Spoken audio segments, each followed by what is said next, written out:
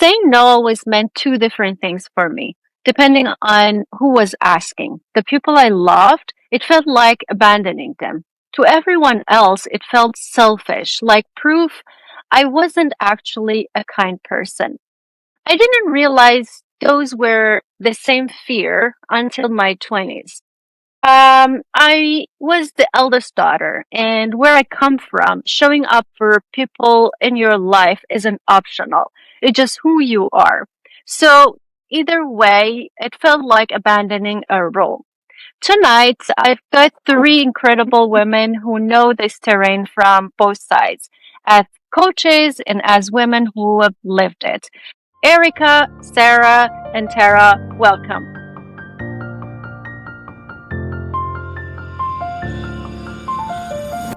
Let's talk about what people pleasing mean to you. And have you ever been one?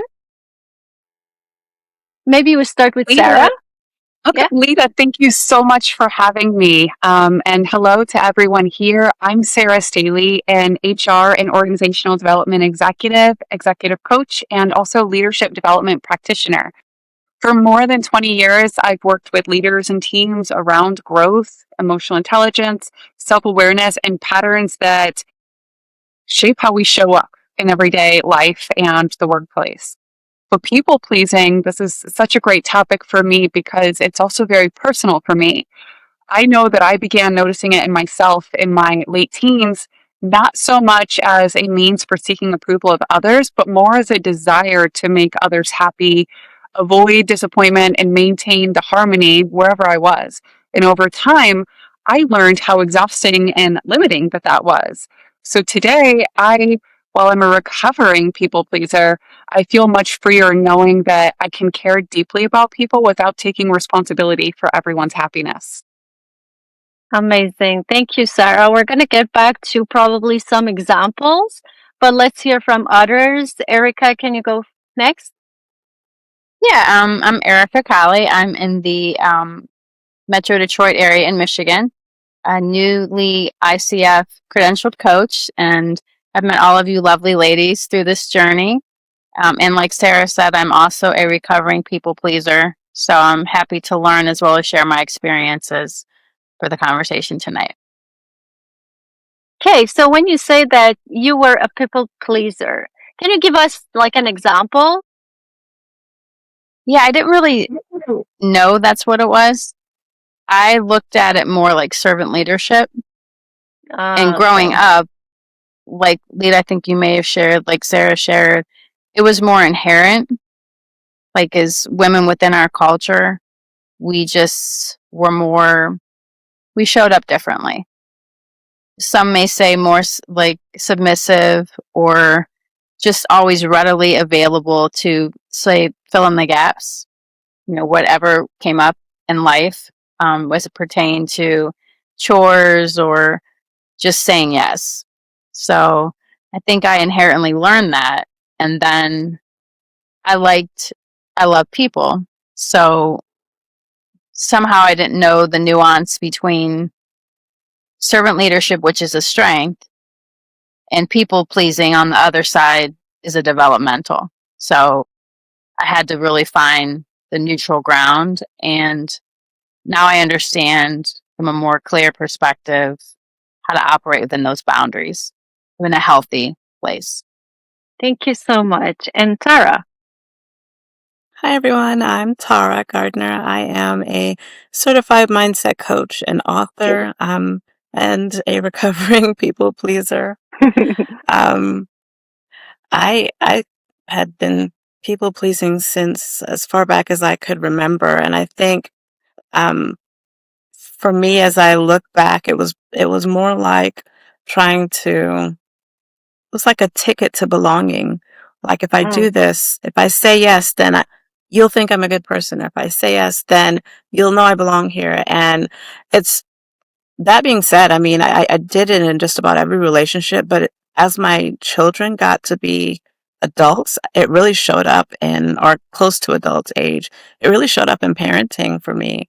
Like I realized that I had trained, you know, raised my kids to do what they need to do, but here I am still trying to jump ahead of them. And I would do that with other people too. So I don't know if it was just it getting exhausting and that really woke me up, because it is, mentally and physically exhausting when it is just too much. Um, but I just started to notice patterns and kind of backtrack what those things are trying to tell me. Yeah, thank you. I want to ask a question, and whoever wants to answer can go first. Was there like a moment, a situation that it just clicked? Okay, this is not like being kind. This is not being generous. This is not being the responsible one. This is actually people pleasing. Do you remember when that happened? Or it was just like gradually noticing that this is just a pattern that I'm doing without even liking or wanting to say yes or doing things that I'm doing? Lida, I'll say, I think it was a series of choices. Mm. Like, so it's a weird dynamic for me. I love people, but I'm very introverted. So Okay. but I happen to be friends with a lot of extroverts. So they love like the crowds, they love large gatherings. I'm more like intimate settings, and I love being by myself.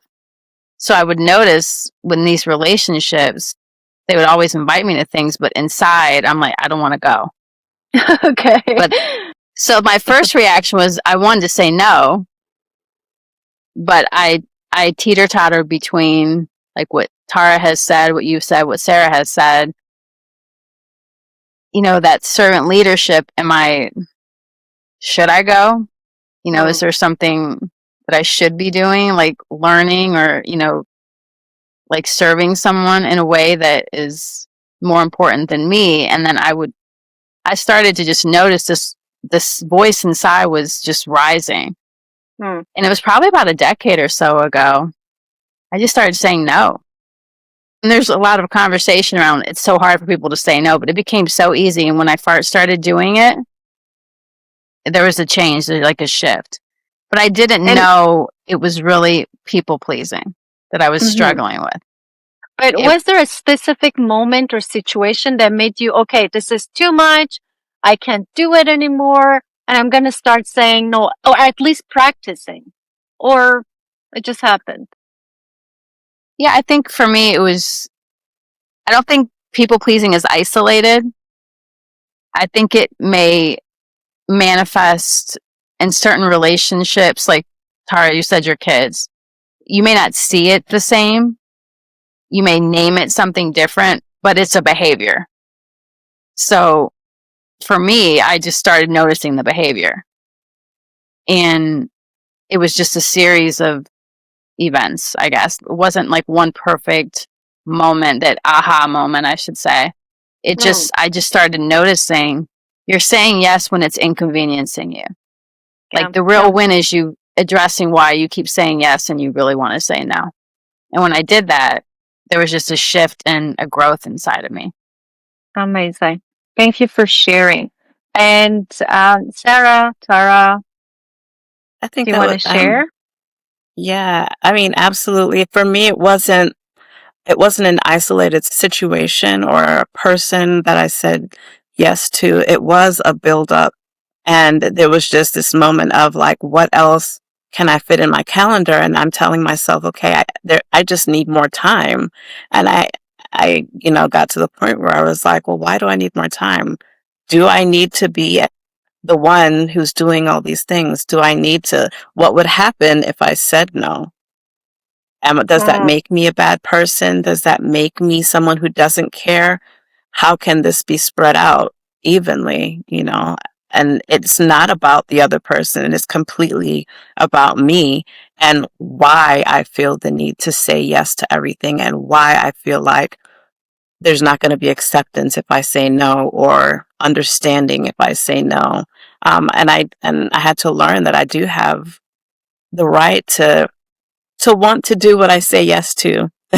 And the right to say no because I'm truly introverted too. I am that person too, Airica, where people are like, come on, let's go, it's going to be great. And I'm like, okay, please call me 5 minutes before it's time to go and say it's canceled, right?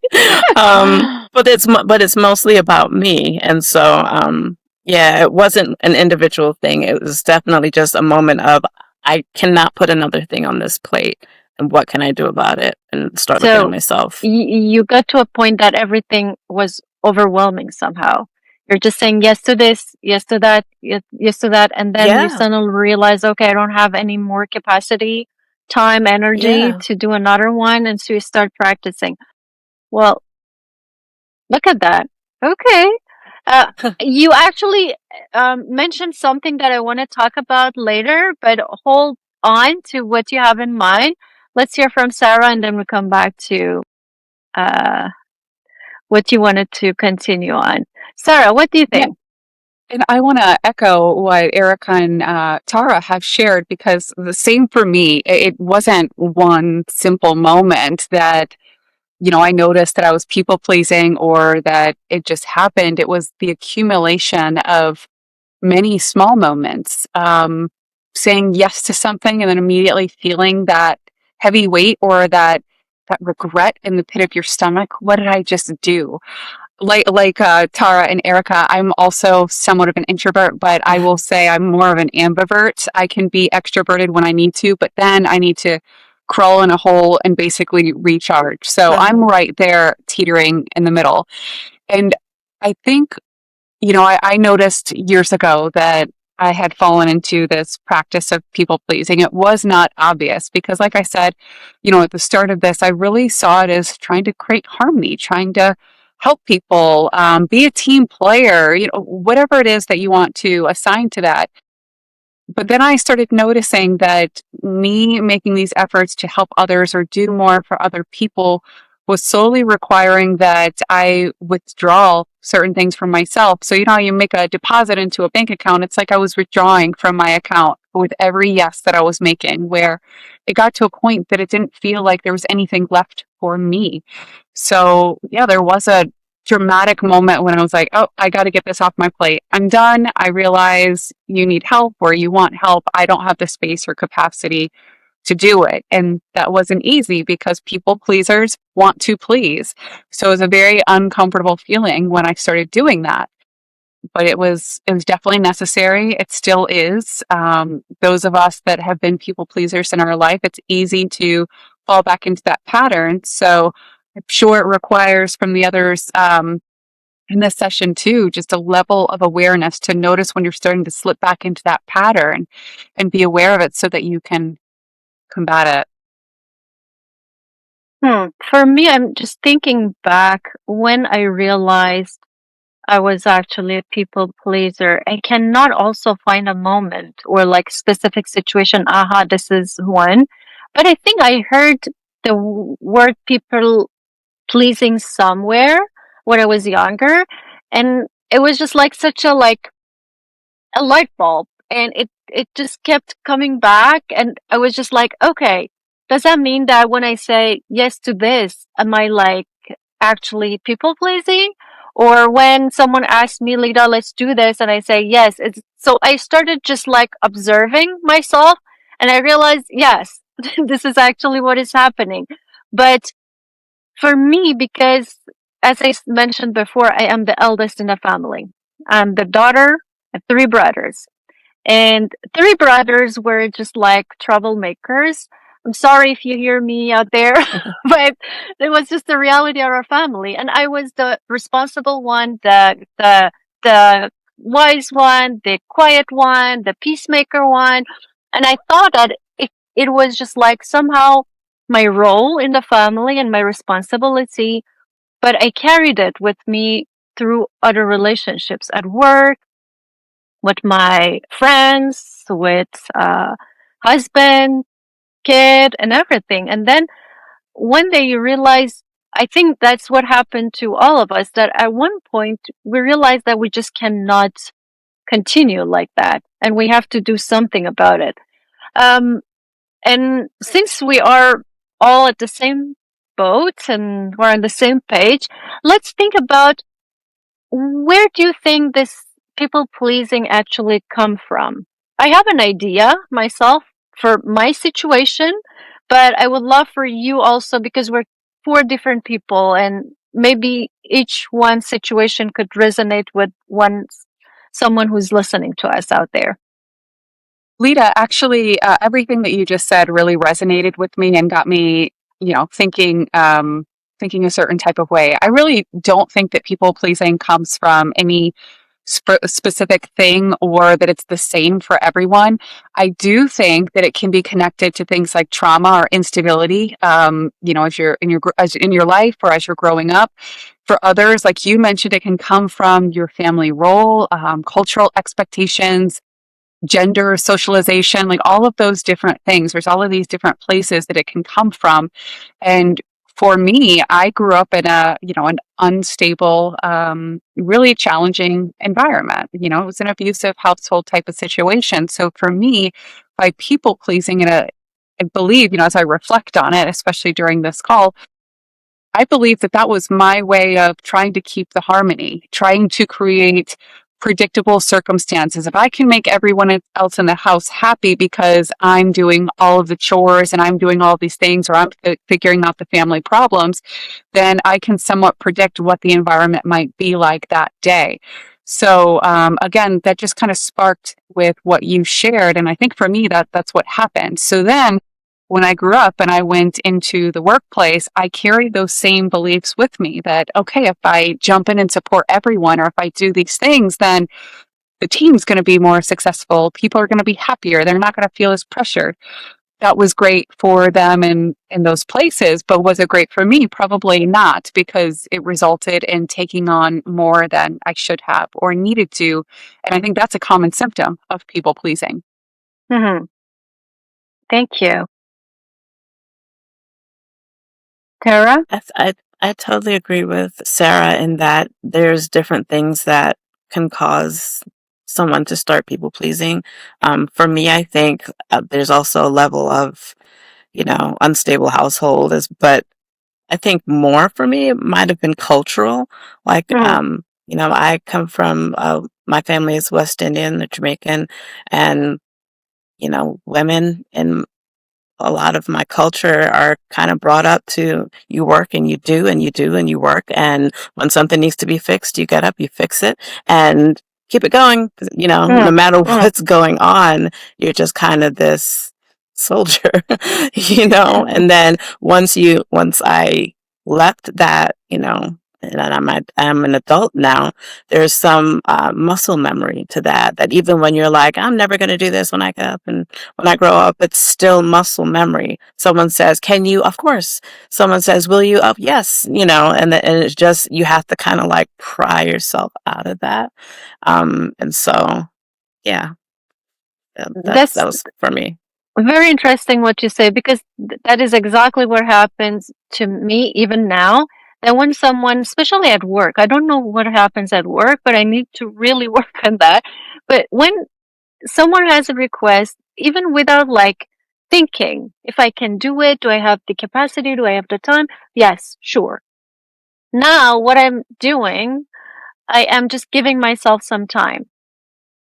Like, when do you need this for? Or, this is something that I come up with, like giving myself a pause just to think and see if I can do it. But most of the time it just comes out without even thinking. And then you regret, oh my God, what did I do?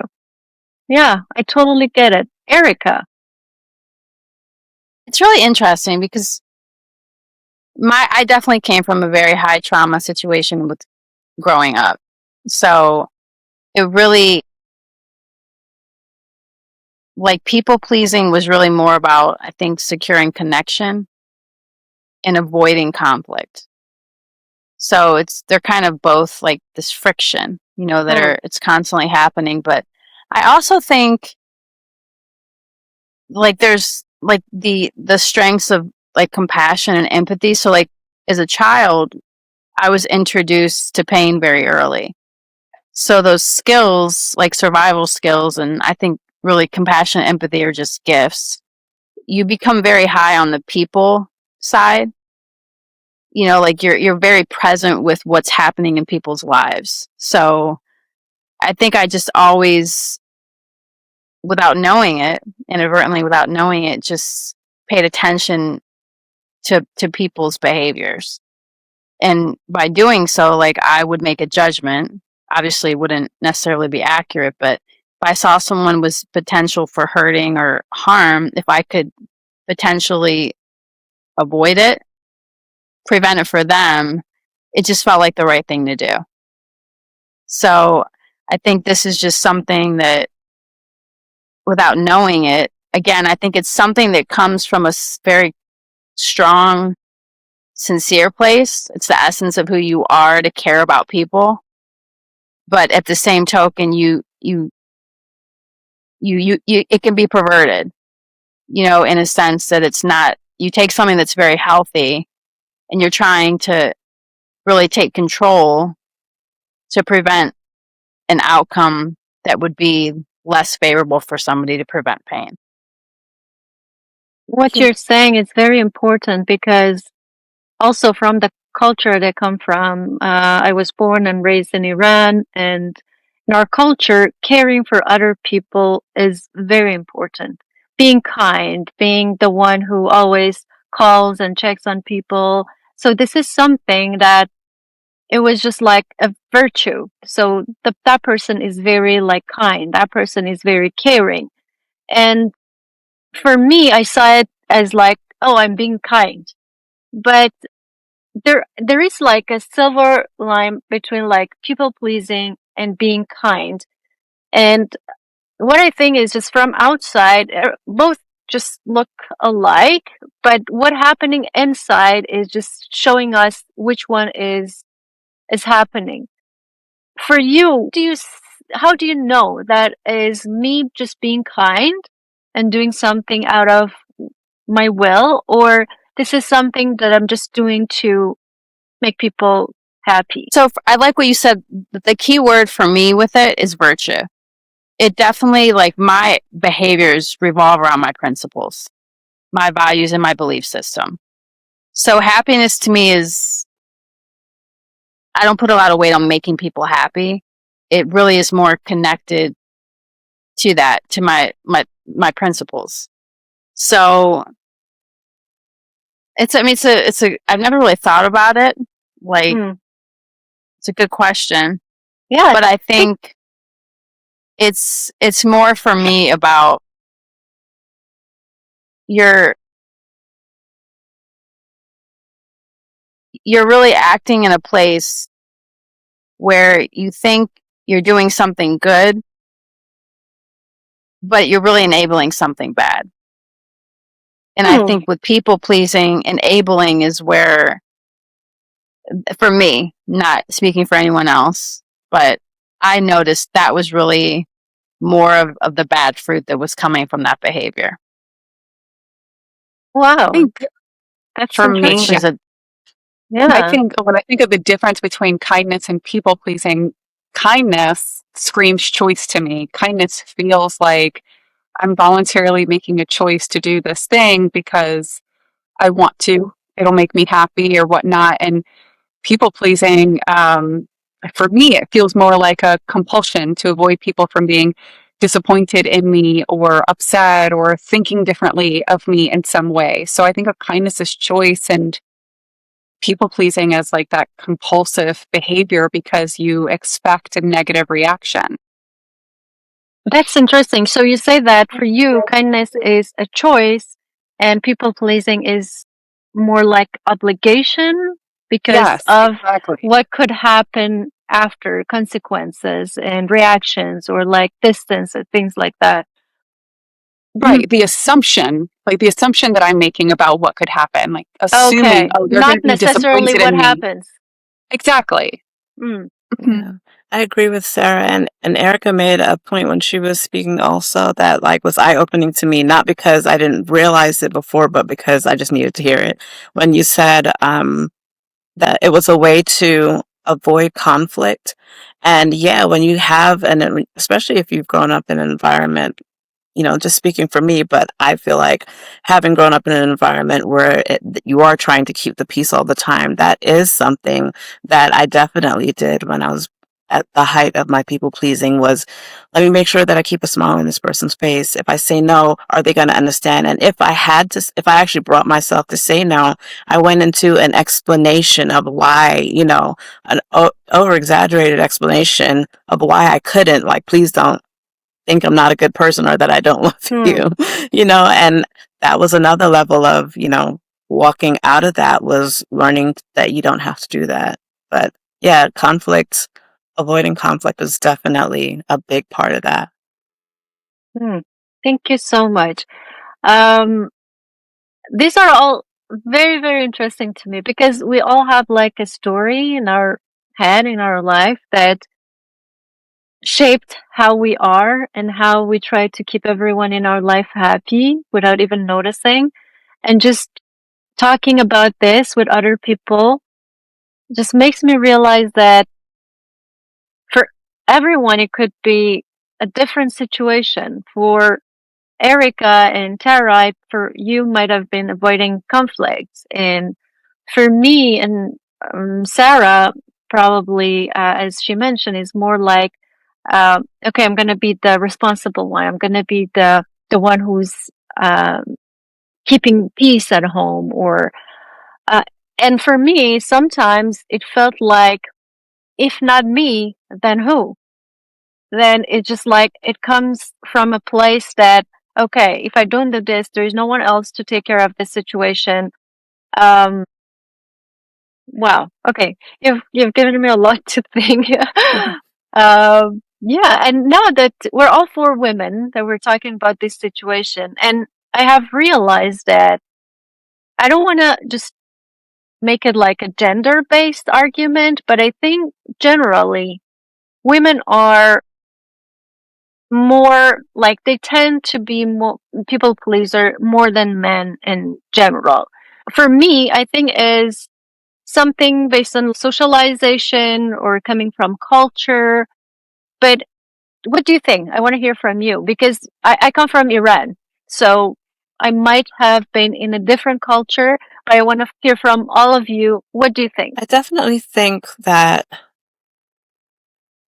from my perspective, obviously being a woman and growing up with responsibilities or in a culture that says a woman should do this and a woman should do that, we talked about the muscle memory. I wonder, if there are men, because I know that there are men who are people pleasers as well. It just may look different. Like there may be people pleasers with their friends.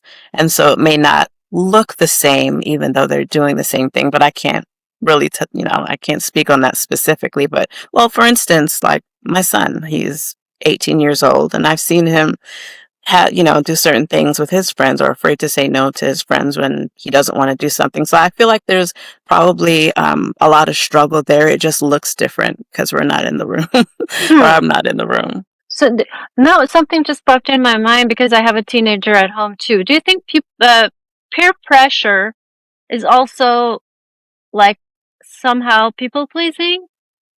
It's just out of concept, but I'm just like, I think peer pressure could lead to people pleasing, but I wouldn't say they're the same thing because it's the response. Someone could be peer pressured, but their response could be people pleasing or something else. Thank you. And Sarah, what do you think? Is it a woman thing mostly, or? No, I don't think so because, men people please as well. There's those cases out there. I think it depends on the environment and the culmination of the circumstances that people are around or within and what their response to those situations are. I think that people pleasing is an internal response to a situation. I would agree. I think it can be culture, it can be social, it can be work culture. I think it's always there. I think we probably talk about it more. I think there's an assumption. One. Yeah. There's an assumption that it's more gender based, but I don't know the clinical or the data around it to confirm. Okay, maybe we can bring a gentleman next time to give the idea from the other side. Um, Thank you so much. It's like a lot to talk about and a lot of good content. But what do you think of, now that I'm thinking, the way that we are raised and the way that we have been responding to different situations by pleasing people around us, we form a certain identity. And then when we want to stop or want to like say no or make every situation a choice than like just pleasing others, what happens to that identity? How do we know what is true to ourselves and what is just, I I don't know if I'm getting my question correct out there. I think it depends on if I understand you correctly, you're wondering what the journey away from people pleasing looks like. Is that what you're Oh, asking? thank you. Here you go. No, I just wanted to make sure I understood correctly. But Yeah. no, I think it's probably going to be different for everyone, just like what people pleasing looks like is a little bit different for everyone. For me, it was just layers of stuff. It was that first time saying no and then learning how to be okay with the fact that you said no that one time and then doing it again. It's building new muscle memory. It's building new patterns. It's taking, what someone has asked you and looking at it before you respond and knowing, me knowing that it's okay for me to take some time and say, well, let me look at my calendar and get back to you, and saying, this is something I want to do, and then responding from my heart rather than from obligation. So and then it just takes time to do that over and over again, because you can go from people pleasing to the far left of that, which I have done. Like when I stopped people pleasing, I was like, that's it. I'm not doing anything for anyone. Everyone get away from me. I'm not answering my phone, no text, just nothing. Right. And then I was like, okay, you cannot live in a hole forever. And so I had to like reintroduce myself. It's like when they say you're trying to give up a bad habit, they say you can't just get rid of the habit. You have to replace it with something positive. And so that's the same thing in this scenario for me. Amazing. Thank you, Tara. Sarah, Airica, do you have anything to add to what Tara said? I like what Tara said at the end about replacing that habit with something else. And for me, it was replacing it with self-care for myself, Okay. choosing me over choosing other people. Because as a people pleaser and falling into those tendencies, you become really good at knowing what others want and what others need and how to take care of them. And then you become surprisingly unclear about what you want and what you need and where you fall in the priority, the priority list. So, yeah, it's uncomfortable to move away from that pattern of behavior, and it's not easy, but the more reps that you get in, the more pattern that you build up and the easier that it becomes. But it definitely feels uncomfortable at first. Mm-hmm. Even now, there's still moments of discomfort. Yeah, totally. Yeah, that just reminded me of someone told me something that was very interesting years back when I woke up a bit and I realized what I'm doing with myself and with my relationships. Someone told me that, Lida, you're living like a pair of eyes, that they're just looking outward and what people do, what people want, and you're just observing the environment, other people. You're not aware of your existence.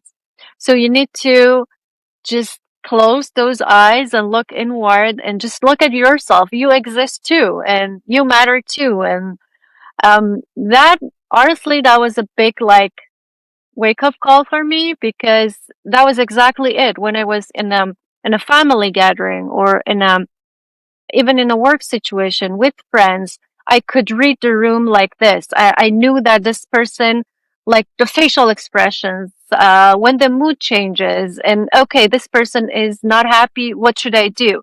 This person is anxious. What should I say? How can I comfort this one? How can I do this? And when there was like a moment of silence, in a gathering for me was just like very uncomfortable. Why everyone is silent? Is there anything like not good going around? How could I just break the silence?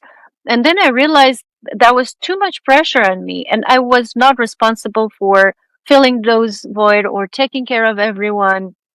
And yeah, so I decided not to be eyes. I don't know if it sounds weird that now that I'm saying it out loud, but yeah, that for me it was the wake up call. Well, That's thank good. you. Yeah, and now let's get to the difficult part. When we realize, we realize that, okay, this pattern, this behavior is people pleasing. And that people pleasing behavior is feeding people around us. Some definitely benefit from that. Not in a bad way, just like how we have been. Like, we've been the one who's always there, we're the one who's caring, we're the one who's like providing or whatever.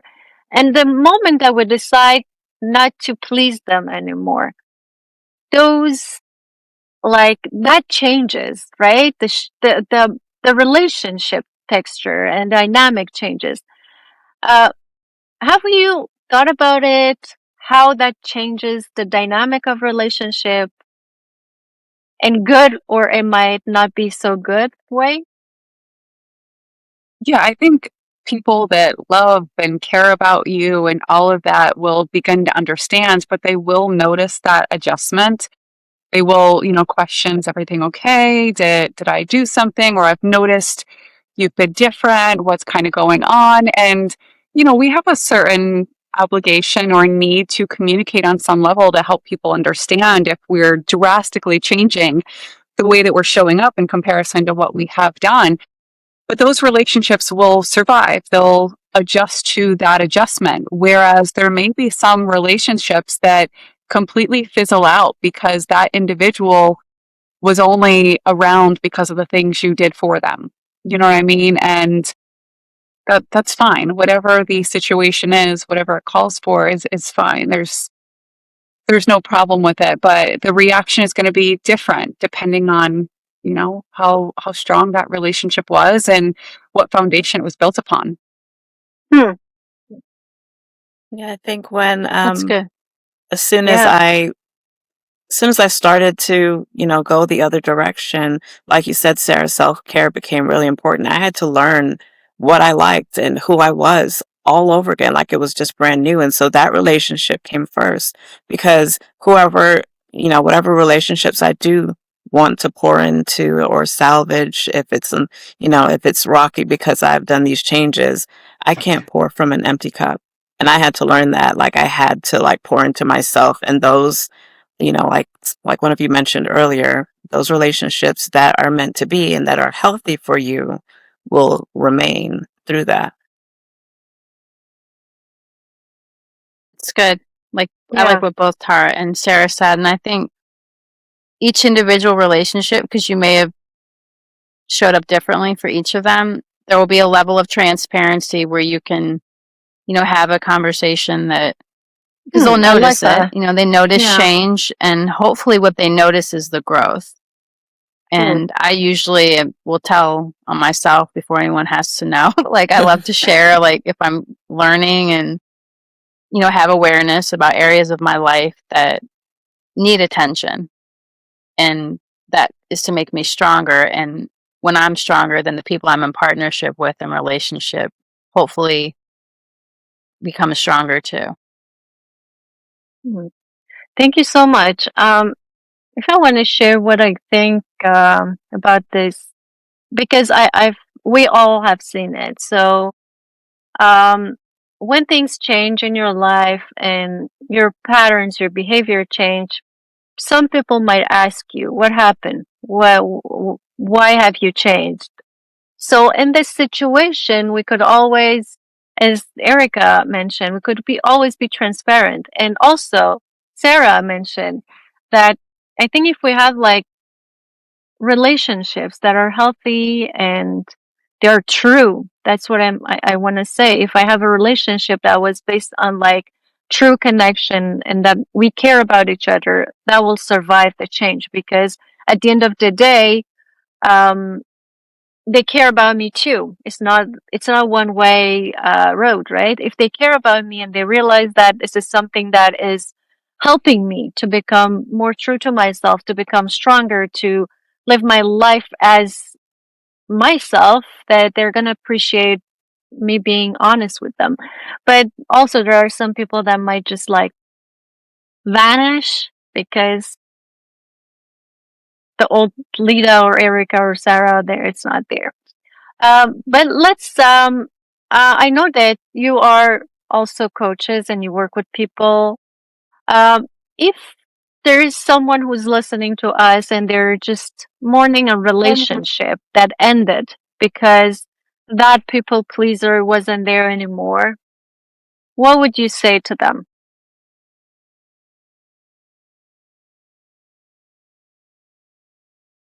Yeah, quite a question. Take your time.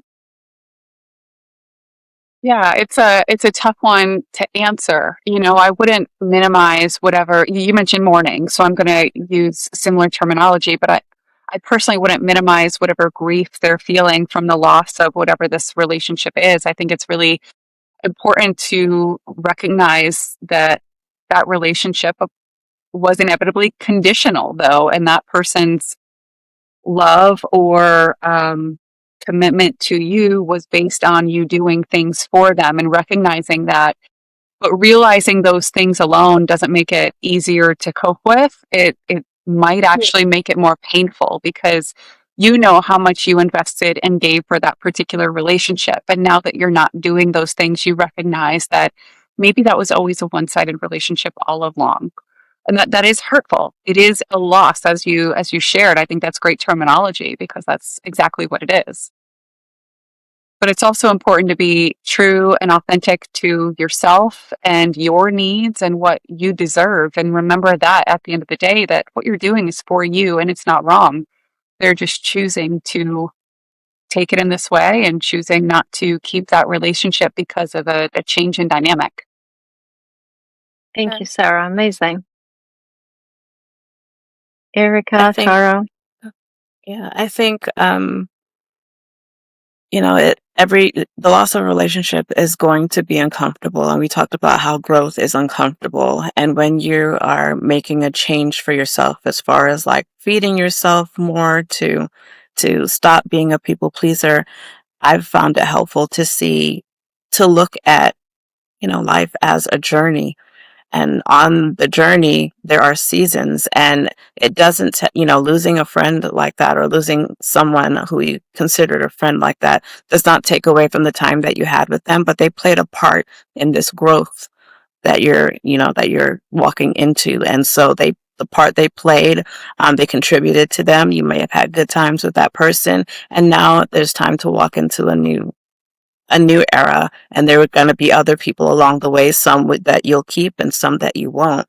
But it's going to be uncomfortable. That's just a part of the journey. There's no escaping it. Yeah, it's good. I love what both Sarah and Tara said. I think definitely don't minimize the grief, the loss, the light that you had with that individual. And I always say find the wind, the win rather, and what feels like a loss. And grief is certainly very painful. But, the changes they've made will open up a new adventure that will invite, healthier relationships that, they'll be able to grow and form different memories and important chapters in their lives with those people. And to be grateful for what they had with that individual. Oh, And that's a good just, one. Yeah. So you can cherish the memory that you have from that relationship, that person, but still decide to do what's best for you and move on. Yeah. Well, that's great. Thank you so much. I have one last question. And as someone who is well aware of once being a people pleaser, now recovering from it. I know it might not 100% be over, but if you met yourself from 10 years ago, what would you think she thought about you? I'm not That's a talking great about your question. achievements, your credentials, what you have done as like professionals in life, but how you have changed as a woman, have how you have grown into yourself as a person. Yeah, that's such a great question. I think for me, the version of me 10 years ago would be super proud more than anything. And I think she'd also feel relieved to know that future me changes her ways and starts to recognize that, becoming stronger doesn't mean becoming harder and caring less. It means taking care of myself as well, not taking care of others at the detriment of myself. And I think that my younger version of myself would be relieved to see that I didn't lose myself by disappointing people or by discontinuing the people pleasing, tendency that I would have back then. Hmm. Thank you, That's good. Airica. That's a really good question. I know. Um, And also, I do this exercise because since I was very young, it was very interesting because I was thinking, okay, now I'm 80 years old.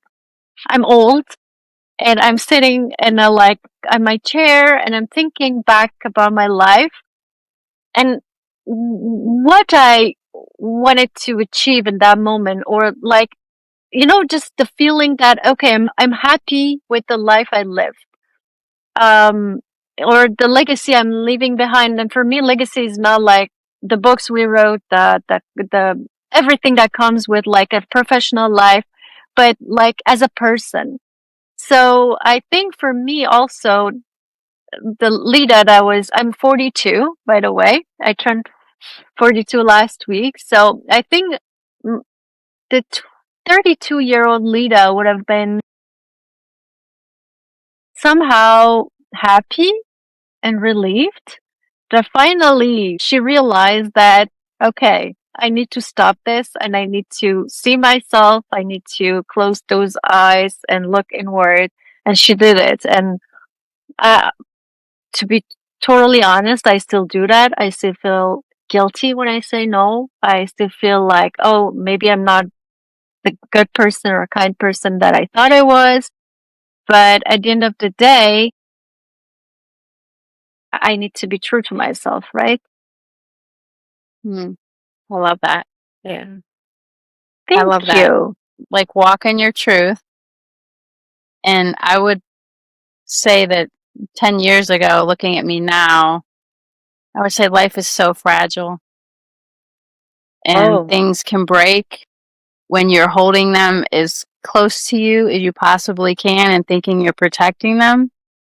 And hmm. they still have a way of maybe even shattering in your hands. You can't control it.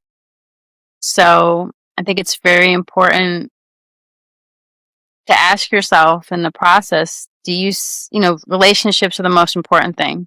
They make Mhm. the world go around, and do you value yourself? And I would say this, Airica, for the first time in probably my life, I see that I'm worth valuing. And that took a lot of work, and I would hope that the things that are the most important now come they come into light. And you can't stop fractures and you can't stop fear, but you definitely can be the healthiest version of yourself, like Sarah was saying, self-care. And when you do that, it's a game changer. Well, thank you Yeah. so much. Yeah. Tara, I wanted I to say think something. I was just gonna say the main thing would be if me 10 years ago saw me today would be, you know, she would just probably thank me for showing her that, self-care is not selfishness, because that's how Yes. I was kind of brought up to believe, is that when you put yourself first, it means that you're selfish. And Yes. so, yeah, hope in that. Amazing. And also, I am realizing that there is a voice inside my head that talks about stuff. And I am trying to understand, is this me talking to myself, or is the voice of the culture, environments, parents, a family? And sometimes I just want to tell her, just like, excuse my language, just shut up and let me realize what's happening, what I Yeah. want to do exactly. Yeah. Yeah, that's very true. Thank you, Tara. Because for me, yes, it came from a place of feeling responsible and having a role, but also if I wanted to say no, it would mean that I don't care about other people. I've been selfish, and that is something, yeah, that's eye opening. Exactly. Thank you so much for that. Thank you, all of you, for this great and amazing conversation. Is there anything you want to share that I didn't ask, we didn't talk about before we close the session? I just want to thank you for facilitating this really important topic on something that a lot of people struggle with and may still be struggling with. So, thank you for surfacing the conversation and facilitating an incredible dialogue. Thank you Yeah. so much. Agreed. Thank you so Same. much Thank for you. being here tonight. And Thank you, Lida.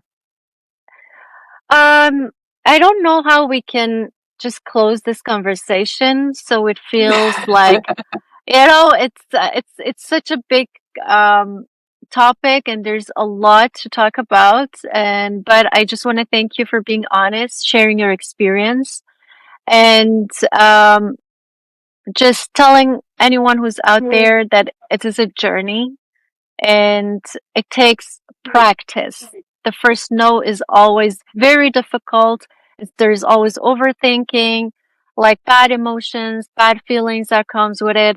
But you need to stick with it, and you will see that you will come out stronger and, like, how to say that? Not, yeah, stronger to say no. Yeah.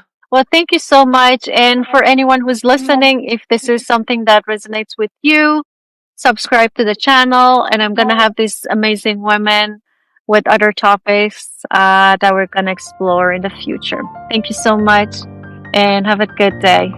Bye.